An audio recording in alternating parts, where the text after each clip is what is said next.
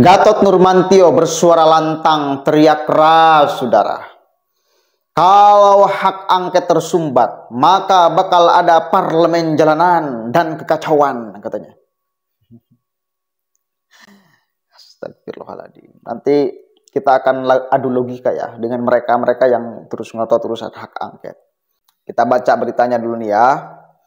Mantan Panglima TNI Jenderal Purnawirawan Gatot Nurmantio ikut bersuara terkait rencana pertemuan Wakil Presiden ke-10 dan 12 RI Yusuf Kala dengan Ketua Umum PDIP Megawati Soekarno Putri. Gatot berharap pertemuan Presiden kelima RI dengan Yusuf Kala akan menjadi dorongan besar terjadinya hak angket kecurangan pemilu 2024 di DPR. Bentar ya.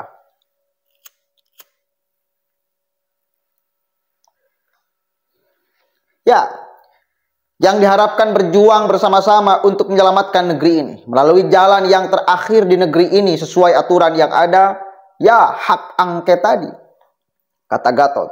Kemudian, Presidium Koalisi Aksi Menyelamatkan Indonesia, kami itu juga memandang wacana pertemuan Megawati dan JK positif untuk membangun komunikasi politik. Yang mengatakan hati seorang ibu yang dimiliki Megawati akan muncul untuk membela kebenaran yang hakiki. Cumur.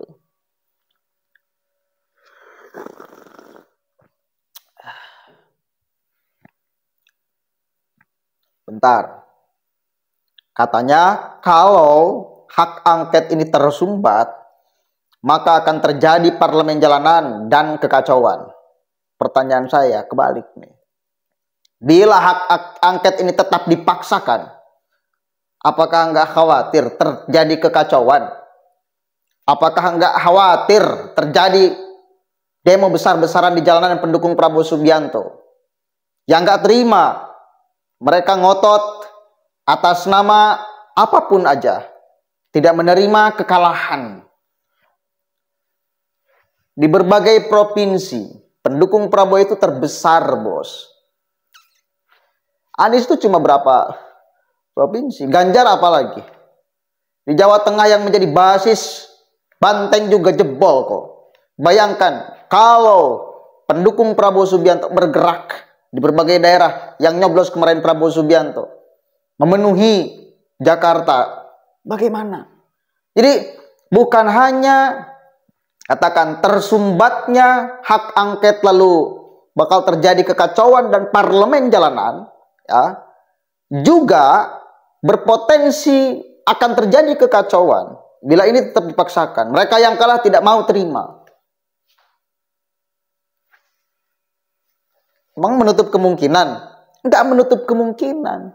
Sama-sama pendukung capres ribut gara-gara ini. Jadi udahlah, jangan buat rusuh. Yang kalah udah akui kalahan aja. Lagian proses di DPR dengan proses di MK jelas lebih objektif proses yang di MK. Di DPR itu udah jelas kok, terhitung. Semua partai politik, koalisi Prabowo Gibran, koalisi 01 dan 03 udah kelihatan. Bila yang lebih besar itu adalah gabungan antara 01 dengan 03 di DPR, maka dia akan menang. Jadi sangat subjektif sekali bila di DPR. Karena ini persoalan partai politik, anggota dewan, ya. Dan partai politik kita sudah tahu dukungannya kemana-kemana. Makanya tidak akan objektif. Pasti akan sangat subjektif bila di prosesnya di DPR. Tapi bila di MK, ya, itu lebih akan objektif tuh. Karena tidak punya kepentingan politik apapun. Itu.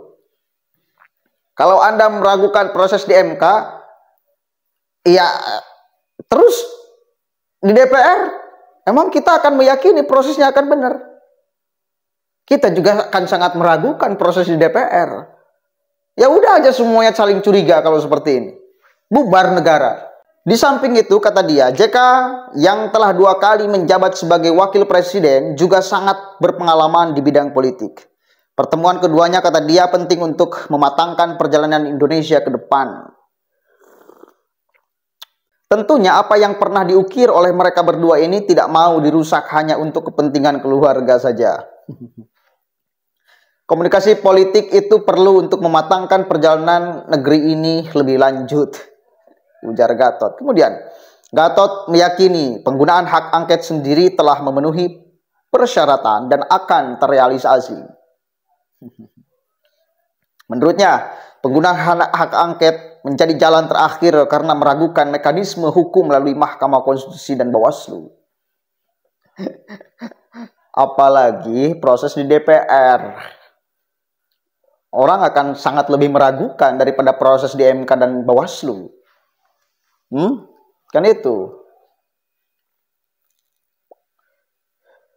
Karena udah kelihatan kalau di DPR itu perwakilan dari partai mana, partai itu ngusung siapa, kan udah jelas. Jadi ukurannya bukan benar salah.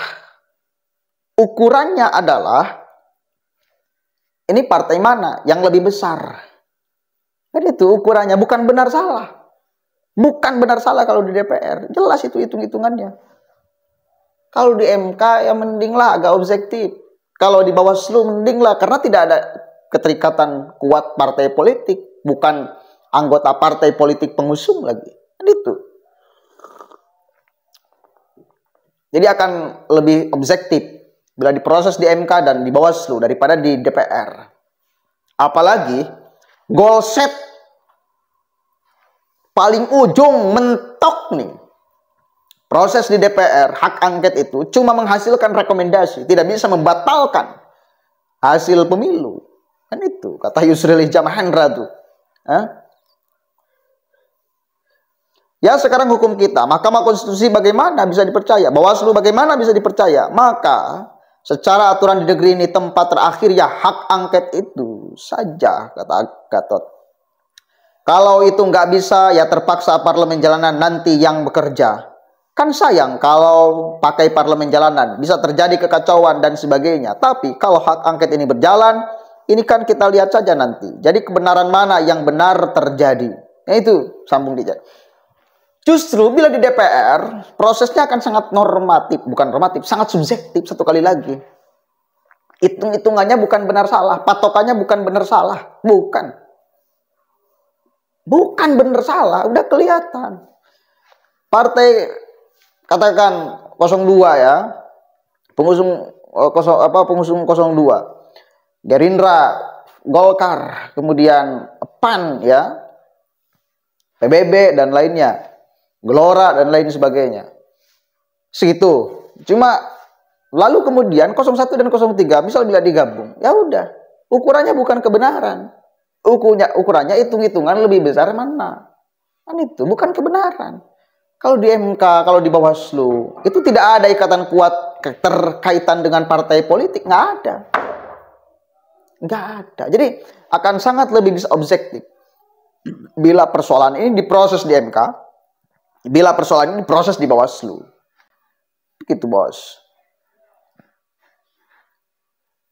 Kemudian diberitakan sebelumnya, politikus PDI Perjuangan Adiana Pitupulu meyakini rencana pertemuan Ketua Umum Megawati Soekarno Putri dengan Wakil Presiden ke-10 dan 12 RI Yusuf Kala alias JK bakal terjadi. Pasti terjadilah, kata Adian. Kemudian, hanya saja Adian tak mengungkapkan kapan dan di mana pertemuan itu akan dilaksanakan. Kita dengar saja, kita ikuti. Kabar pertemuan Megawati dan JK sebelumnya diungkapkan politikus PDI Perjuangan, Dedi ya.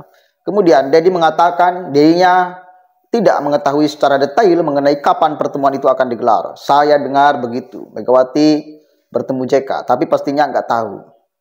Oke lah, udah cukup. Intinya adalah ini kan ancaman dari Gatot Nurmantio, akan terjadi parlemen jalanan, akan terjadi kekacauan dan lain sebagainya.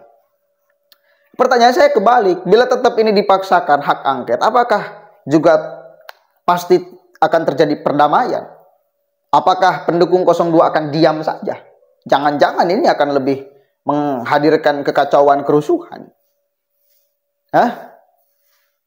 Repot lah kalau semua kemudian instrumen lembaga yang memang berwenang urusan pemilu ini, KPU, Bawaslu, Mahkamah Konstitusi, lalu kemudian tidak dipercaya, itu repot. Apalagi kemenangannya di berbagai provinsi udah jelas. Kekalahan mereka di berbagai provinsi udah jelas. Ini apa-apaan. Islah, mudah-mudahan ada manfaatnya, jangan coba ancam-ancam. Ya, jangan coba ancam-ancam Pak Gatot. Saya tahu Pak Gatot pendukung Pak Anies kok. Oke? Kalem aja. Assalamualaikum warahmatullahi wabarakatuh.